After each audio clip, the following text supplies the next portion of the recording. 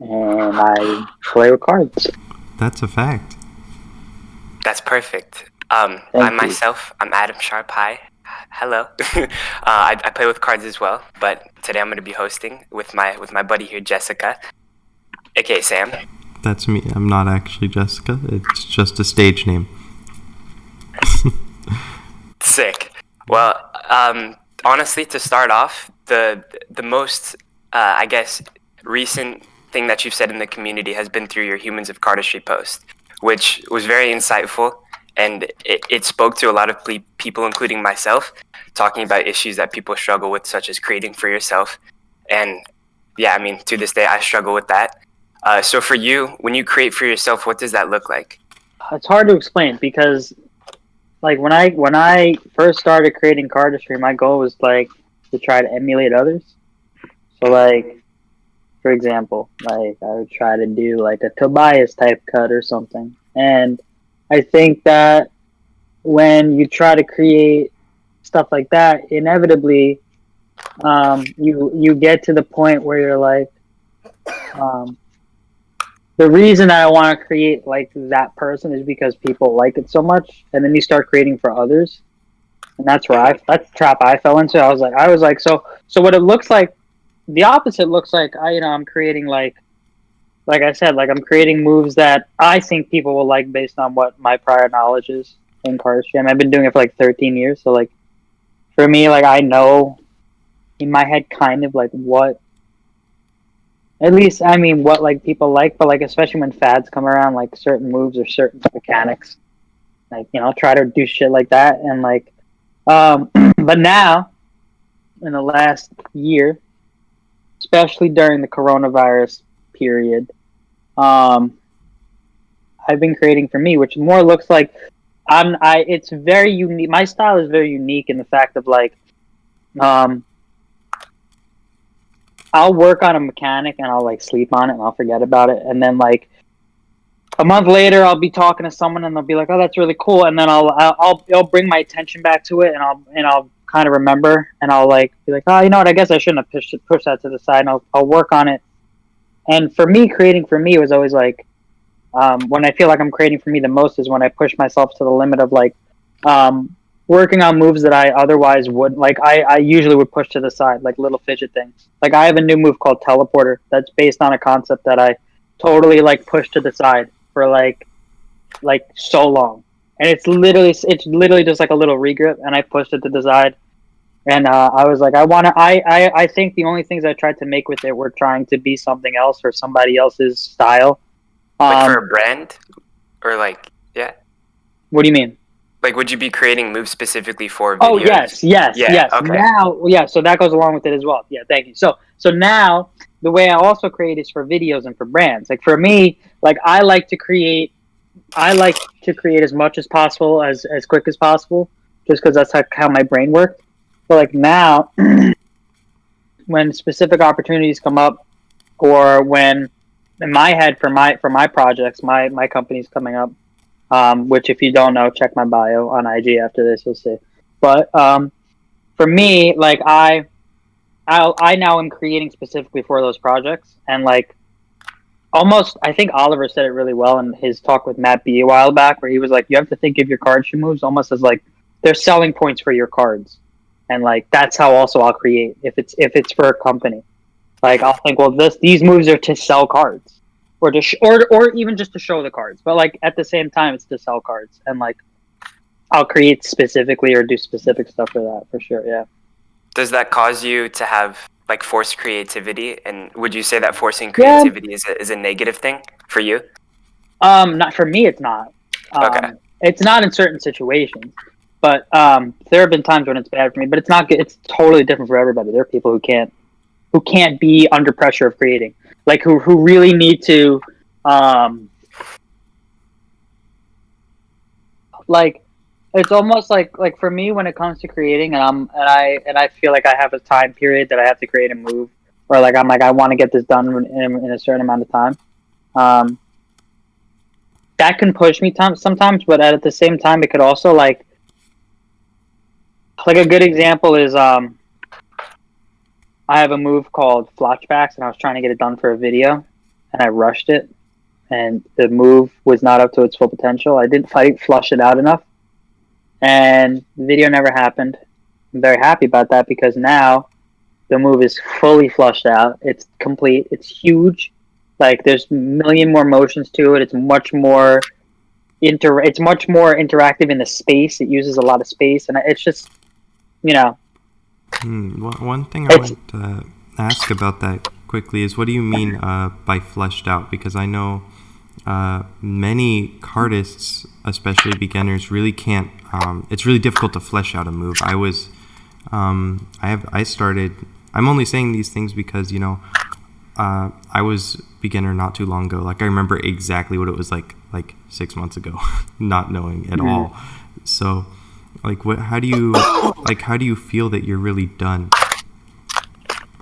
Well, for me, first of all, flushing out a move is, you're just giving it every out possible. So like, it's kind of just adding and subtracting and figuring out every possibility that could happen with the move at each moment.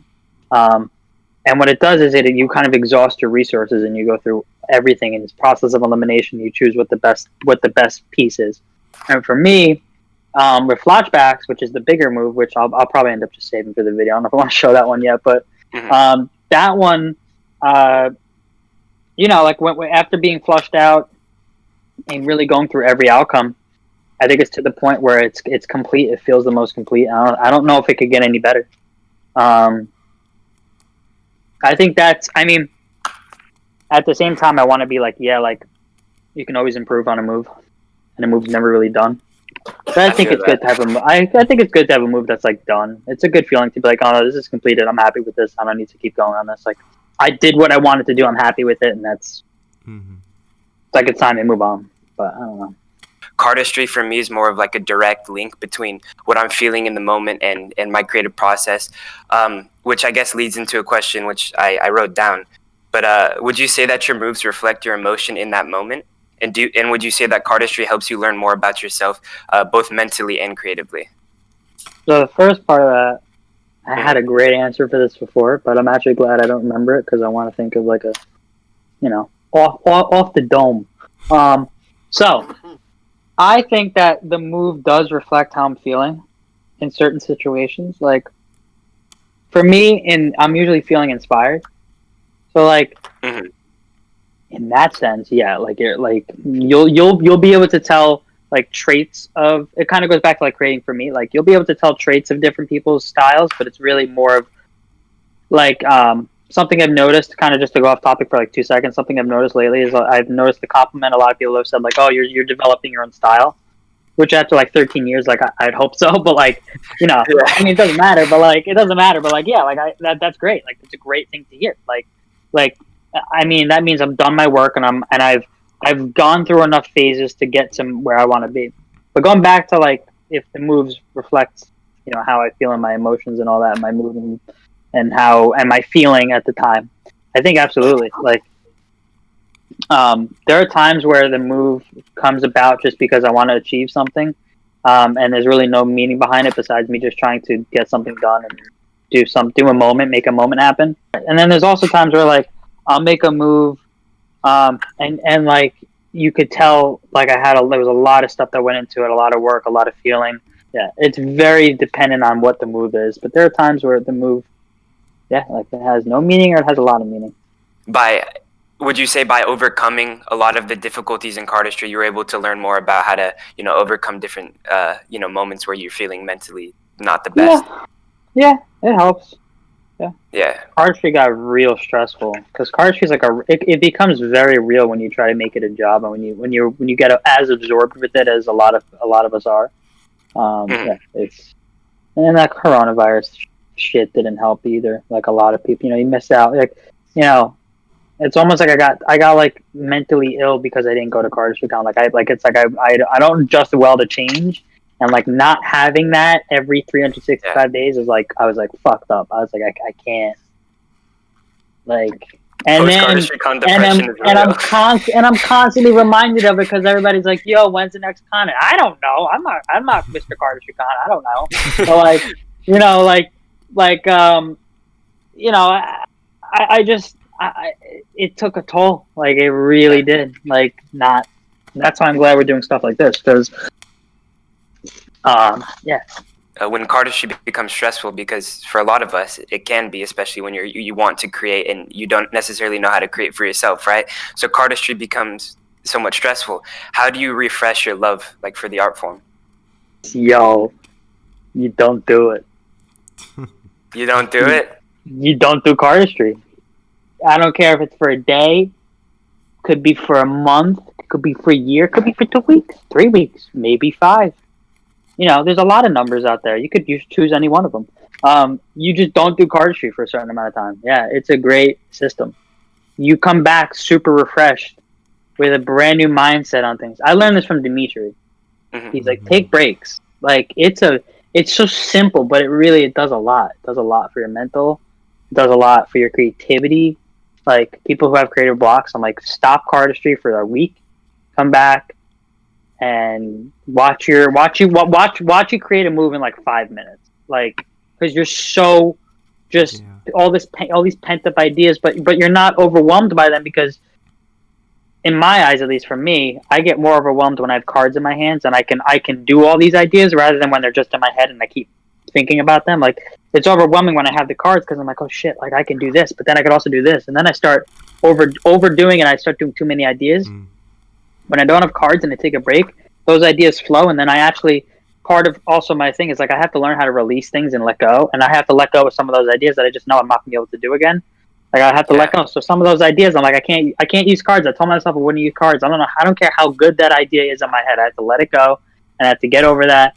I have to take a break because I know it'll affect my cardistry greater in the end, and it has. I mean, my cardistry has improved so much. Like I can't wait for everybody to see these moves. This month is gonna be crazy. Like I have so much shit that I've been saving. So, like I'm excited. Like it's a lot. It's a lot. That's a huge step. Huge. It's a good feeling taking a break. It really is. Coming back and like being like, well, I stopped. I can now restart. I don't even, like a really good feeling of doing all this work is that once it's done and those videos are out or whatever's out, you get to take those moves, throw them away, and start fresh. And like that's where I was saying before, like that's where my breaks kind of go. Is like between projects. Like I'll do that, I'll do cardistry, I'll make it for that project, I'll stop, I'll take a break, I'll go back, I'll start fresh, I'll make a bunch of moves for a video, for a deck, or whatever. And even if I have moves saved up, sometimes if people approach me for projects, I'll use the moves for that. If I have anything left, sometimes I don't. Sometimes I just don't have enough moves. I mean, I try to create a lot, but there are times I can't keep up. I just get tired of shit. Burnout is natural in all art forms, honestly. But that's just me. Like I can't focus on one thing for too long. That's another reason I like taking breaks now, especially because I have a lot of other hobbies now besides just playing with cards. For a long time, that's all I did. Now I have a couple other things I do, and I'm like, I can't. I also just can't shuffle cards all day like I used to. I wish I could. I can't. But burnout happens no matter what. Like, but yeah, that's. Taking breaks really does help with that. And like I get burnt out because I'm creating too much, or I'm exhausting my hands, or I'm exhausting my head, or I'm trying too hard to be a certain thing, or or I can tell that it's getting unhealthy the way I'm creating, or the way I'm posting, or the way that's not to open a whole nother thing, but that's why I stopped basically doing social media altogether. Like I laid off of the 80 Jux page it's been a couple months now. I barely post on it. I post on my story sometimes, but there's nothing new. There won't be anything new on that page for a while until the new decks come out. A good example of like old school cardistry versus now is there's a guy named Ali from back in the day who does these amazing deck stalls on his hand. And I have shown people these videos and have gotten such a mixed reaction. And ideally, the people that are a little bit more old school are the guys who are like, yeah, that shit's sick. And it's literally just him holding a deck on his finger. But it's the idea behind the simplicity of it. And I think back in the day when it came to creating, there was a lot of stuff. Oh, you remember that? You remember that Franco thing? Remember that phrase like, bang! Like I It's already so know, hype. you know what I'm talking about. It's so hype. But back in the day, creating was very simplistic in the fact that people were not afraid to show unfinished moves. Like stuff wasn't as flushed out. Like Yeah. a great example of that is if you remember Patrick, and this is once again this is way later than what I'm really talking about, but it's just an example because it's what more people want to understand. Patrick would post a lot of unfinished ideas, but they would kind of just be like ideas. Back when Tobias started making cardistry videos and Nikolai and all these guys, these moves were not done. They were like little ideas. Like some of them were some stuff like where they would do a grip and they would extend cards out and then kind of like do that and then like cut the video and then it would be like another small idea. Now we're getting to a point where people are starting to flush out ideas more, but it's fun kind of getting to that mindset of like maybe you don't have to close a cut. Like maybe you Just drop like it. I Chase said it. Chase is like Just yeah, drop he's like why do you have to close a move? He's like mean, why? There is an answer to that, though. I feel like I know, but you know what I mean. Like it's yeah. almost like you're approaching the point of like there's no rules in cardistry, and like back then there were. Arguably, it's hard to tell if there's more no rules now or back then. Like there's people like Leo now who are here to make sure that that there's rules. You know, I mean, but shout I'm a out, Leo. firm I love believer that there should be no rules in cardistry because just that sense of freedom, like that's what really pushes the art form like forward. We're genuinely pioneers of a lot of things, and it's funny that you brought up the unfinished move stuff because you brought that up kind of briefly in the Humans of Cardistry, and I wrote a question about that, like posting finished ideas versus unfinished. What exactly would that look like on Instagram? Because when people post unfinished ideas, like that's so far from the norm, right? Like a lot of, I would say the norm in posting to Instagram is you want to post something that's very complete and flow is finished and all that, right? So when you post unfinished ideas, would it be like people looking for critiques or people looking for what? Yeah. Like, yeah, okay. Well, no, actually, no. Okay. The majority of it is people who want to get the idea out there as quick as possible. Because, like you. And I fall into that 100%.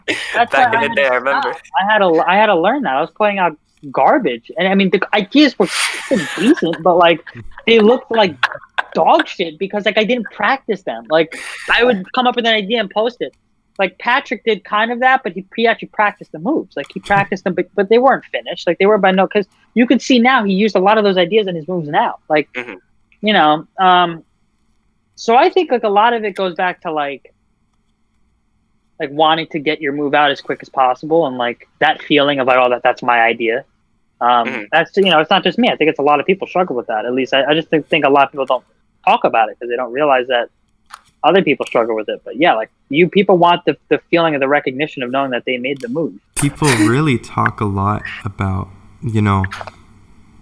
like your ideas are never really your own ideas. There are very few things that are 100% your own.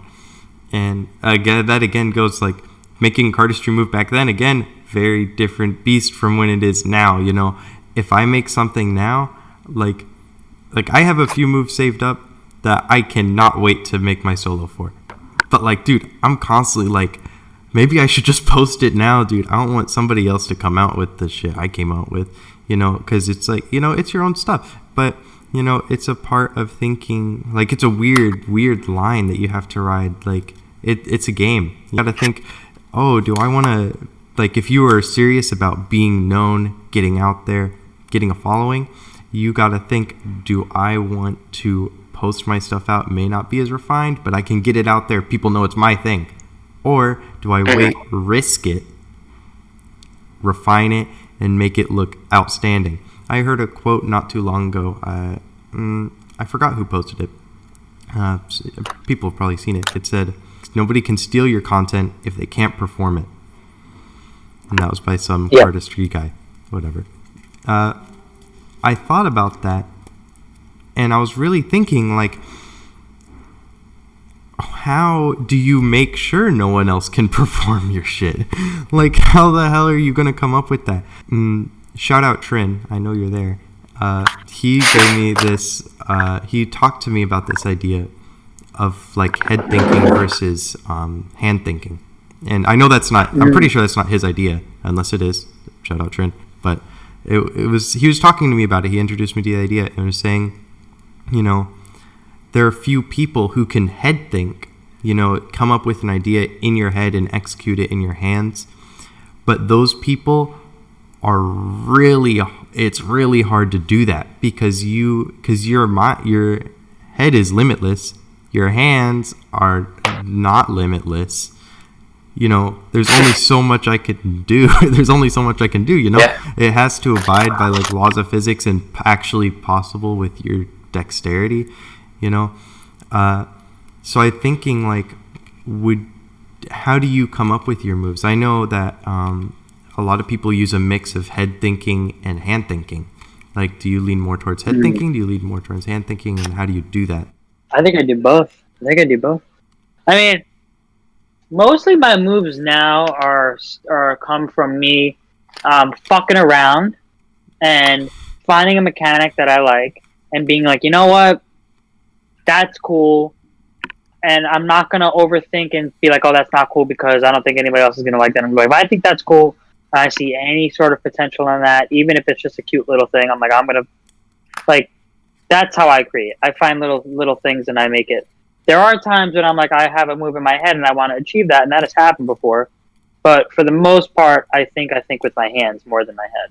Absolutely. Because for me, I just like finding stuff. I like organically just finding a moment and being like, oh, that's cool. Like, I don't like, it's hard for me to just be like, oh, like I want to do a cut that has 4 packets and this happens and then that happens and then that happens and then just do it. Like I can't.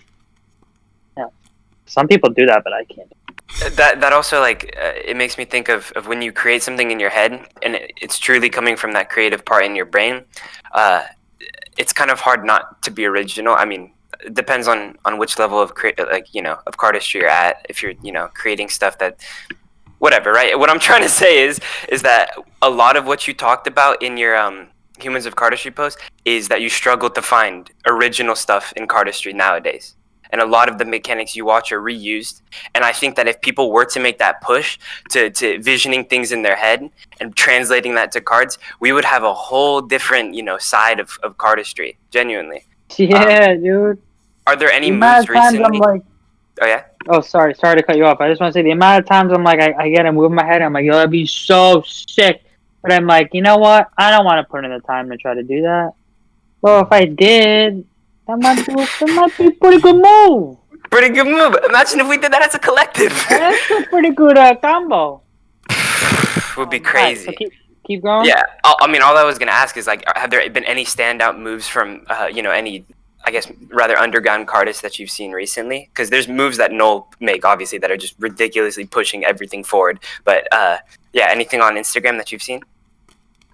And the answer can be no, by the way. Yeah, no, there is. I don't want to give too much tech out, but I can't remember names offhand. There's a lot of people. It's hard to find these. It's hard to find because the people who have the good stuff. The people who have the good stuff aren't kind of just like sitting in the middle with the rest. They're either really underground because no one's found them yet, or they are way at the top because they're that good. People who are able to find these mechanics, that's why Oliver is a big inspiration for me. He found so many simple things. He's been in, like you said, again, going back to moves back then versus now, or like that creative and originality. Oliver's move literally could be like rotating this packet, having it drop out of your hand into the other. And back then, that was like, whoa. And now, now you don't really see it as whoa. You see it, that's a really nice tool. Like, that's pretty neat, Oliver. Thanks for the mechanic, not thanks for the sick move. Yeah. It's weird because because making a mechanic versus a move, the line is very thin where you can really draw a mechanic in a move. I consider this a move, but I've had some people say that's a cool mechanic. And I was like, Yeah. Perspective. I mean, but you know what? And now here's my opinion on that. I think depending on how you perform, that could be a mechanic or a move. Mm-hmm. I That's use true. It could be both. it as both. I use it as a move. It's called pulgar transfer, which is thumb in Spanish. Shout out Spanish.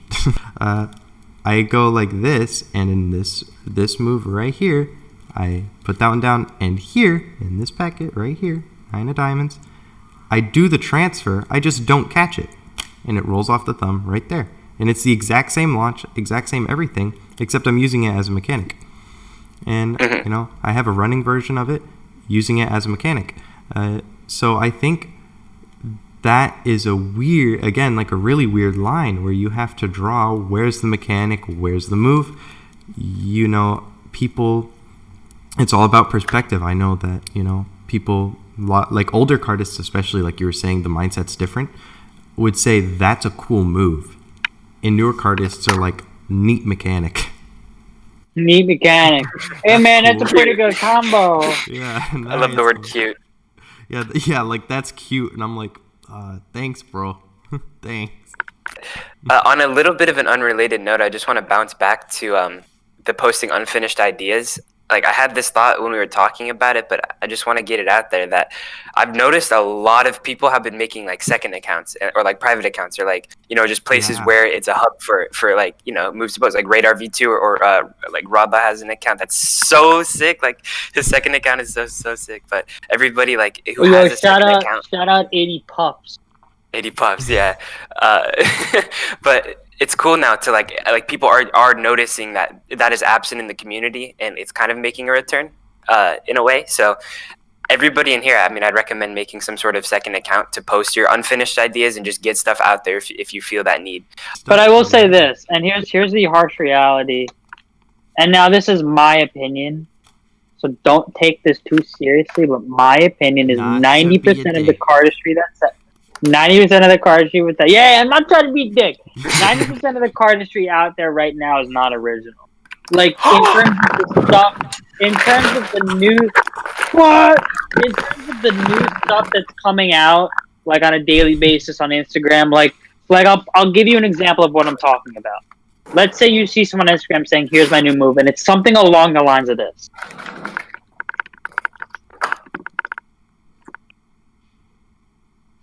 Okay, that's not an original move. And like, I hate to be that dick, but like that's the stuff I'm talking about. Like, people, and that's a combo, and there's nothing wrong with that. But like, you want to know where that comes from? Is people like Tobias who are super good at combos and can do stuff like this, and people are miseducated and are under the impression that is a move.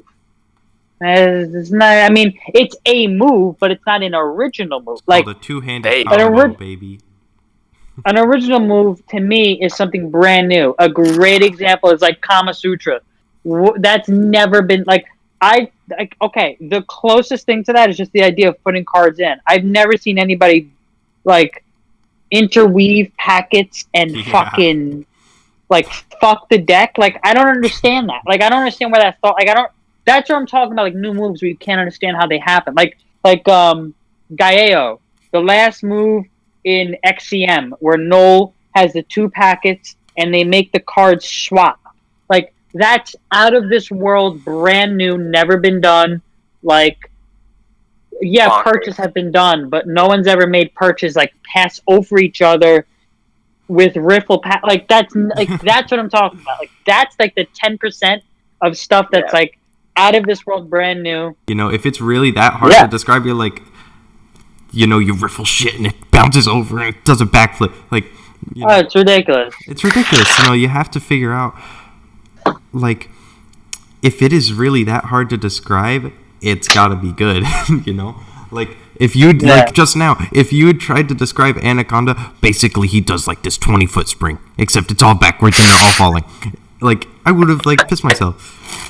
When things are that hard and that difficult to execute, like, it blows your mind thinking, wow, there are these people, like, again, like that 10%, the 1% of the 10% that come up with these insane things, like, that literally are difficult to explain.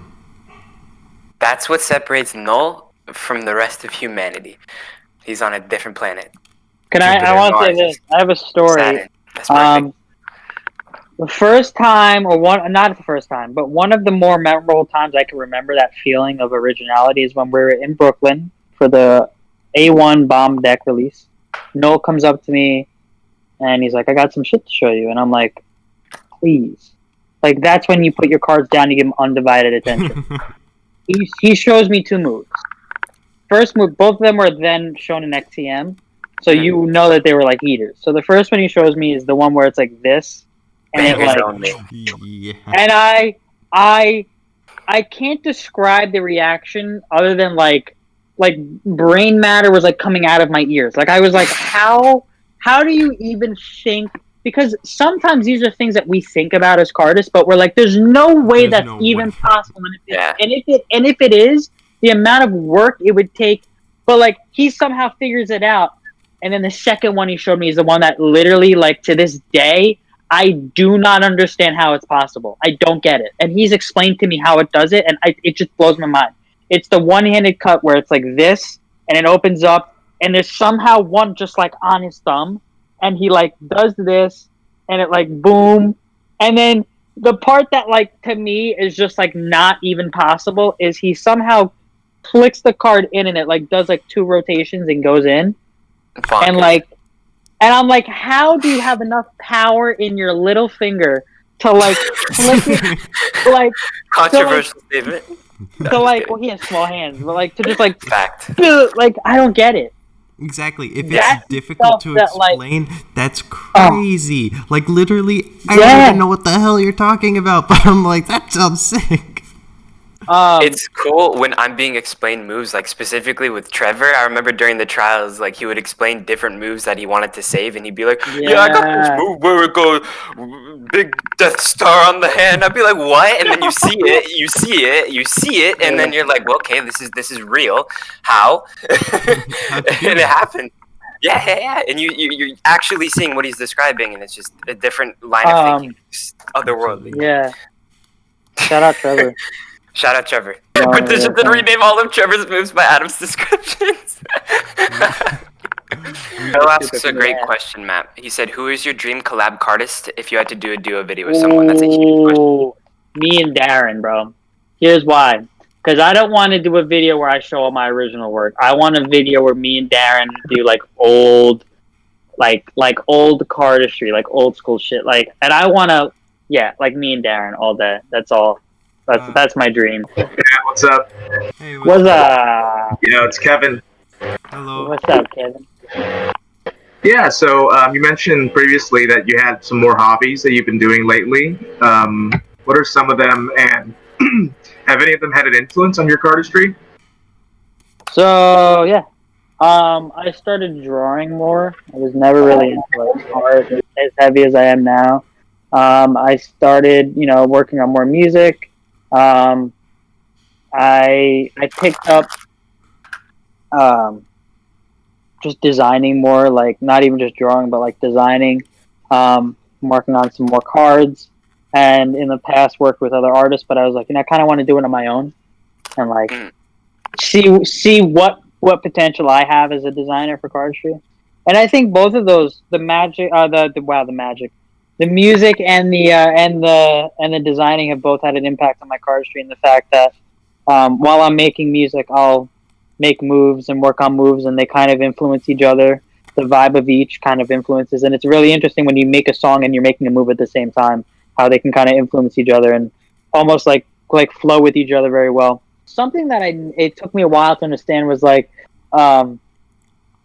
using inspiration from other things besides cardistry to create. But once I started doing them simultaneously, if that makes sense, like doing cardistry and the thing I want to do, and like same thing, like drawing and designing. I'll be drawing and designing as I'm doing some moves, and they'll like kind of help each other. And I think absolutely they influence each other. But I think forcing that isn't a good thing, because sometimes people will be like, "Oh, I'm going to listen to this song because I want this song to make a move for me," and like that's not the way to do it. Like it should be natural, or else you're going to come up with some whack shit. I mean, it can be helpful, but yes, I see what you mean. It could be helpful, but just I think forcing it is a bad thing. Exactly. Yeah. Yeah. What would you say to all the beginners and intermediates who want to get their name out there, like more videos, moves, or jam more? If you're saying get your name out there, I'll be honest. Make more videos on IG. Just keep putting your cardistry out there. Exactly. The only way to get a name in this community is to have. It's almost, and it sounds funny, but the way I look at it is like you have to make a name for your hands and what your hands are doing, and so you have to make whatever moves you're doing really good and post them and create stuff that you want to make. And the more you make stuff that you want to make, the more people will notice it and they'll start liking it. And there'll always be people who will fuck with your stuff. There'll also be people who won't. But like, I think the only way I ever got my name out there consistently was me consistently like jamming with people, introducing myself, posting stuff, going on Tiny Chat, going on Jump In, Discord, all that. Yeah. All very helpful. Cardistry Gang's a huge one now. Like, there's a lot of people here that are, Simon has a question. Here, wait, I'll unmute him. Unmute him. All right, Simon. Yo, what's up? Hello. So you talked about how like you create moves and those moves have a distinctive style to them that's yours. Like when someone sees one of your moves, it's like, oh, that's Matt's style or whatever. Or like you were talking about like how you used to make moves that were like Tobias style moves or whatever. How do you develop a style? Or should you be aiming to? Dude, I wish I had a really good answer to this question. I developed a style when people started telling me I did. Like, I think my style is, and I hate to be like, it's like this person, but it's the best way that people will understand it. So I'll say this. It's very much quick pace, very much moments that are in your face that happen, that there's no bullshit leading up to them or leading around them, at least now. Like, I'm trying not to BS around the moments in my moves. I think they draw a lot of inspiration from Oliver and Franco, which are two very opposite styles, but I kind of mesh the two together. But like I said, I don't like comparing the two people. Like, I don't like saying, oh, like my stuff is like this or like that. But so it's more understandable. That's where I think I'm at right now. You'll know you have a style, I think, when people start to compliment you on it. I know that sounds weird, and maybe that's different for other people, but that's when I started noticing. People were like, "Yeah, I like your style," and I've asked people kind of what it's like, and I've gotten the same responses. Some people compare me to other people, which is fine. That's a good way to understand it. But other people will kind of give you a full-on description about it, which is cool. Mm-hmm. I just had a realization, by the way, when you were saying that about Franco's style. His style is the definition of no rules cardistry. Yeah. That's It's sick. literally. Yeah, Well, that's what he dude, said. He so has sick. 0 rules. He's literally breaks all the rules. He breaks all the rules of space. He breaks all the rules of timing. He breaks all the rules of tempo, which I guess is similar to It's his time. own thing. It's all It's all it's all different. It's all Franco. It's all Franco. Franco moment. Shout out Franco. Franco moment. Franco moment, Pasquato moment. But this was a lovely, lovely first episode. Matt, you're the coolest. Yeah. You guys are the cool. You're the coolest. Everybody here right now, you're the coolest. And Jessica, he is actually the coolest.